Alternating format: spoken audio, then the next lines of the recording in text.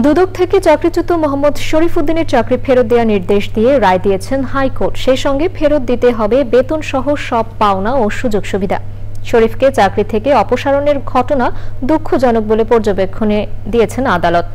৩ বছর আইনি লড়াই শেষে চাকরি ফেরত পেয়ে শরীফুদ্দিন বলেছেন তিনি ন্যায় বিচার পেয়েছেন এবং দুর্নীতির বিরুদ্ধে লড়াই চালিয়ে যাওয়ার ঘোষণাও দেন। মাজহারুল হক মান্না রিপোর্ট।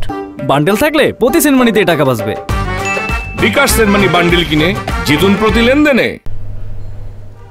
দুদকের চট্টগ্রাম কার্যালয়ে কর্মরত থাকাকালে কক্সবাজারে ভূমি অধিগ্রহণ, রোহিঙ্গাদের অবৈধভাবে ন্যাশনাল আইডি দেওয়া সহ বেশ কিছু বড় দুর্নীতি মামলার তদন্ত করেন মোহাম্মদ শরীফুদ্দিন।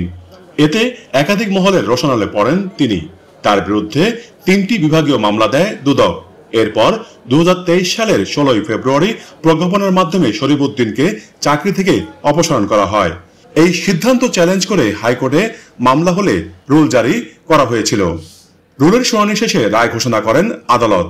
কোর্ট শেষের অংশে বলেছেন যে একটা লোকের বিরুদ্ধে আপনারা 3টা বিভাগীয় মামলা শুরু করলেন, তাকে 3 মাসের নোটিশ দিয়ে টার্মিনেট করে দিলেন চাকরি থেকে।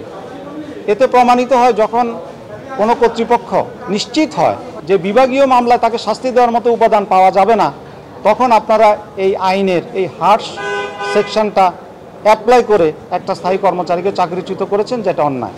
রায় ঘোষণার সময় হাইকোর্টের সংশ্লিষ্ট বেঞ্চে উপস্থিত ছিলেন শরীফুদ্দিন। পরে প্রতিক্রিয়া জানান তিনি।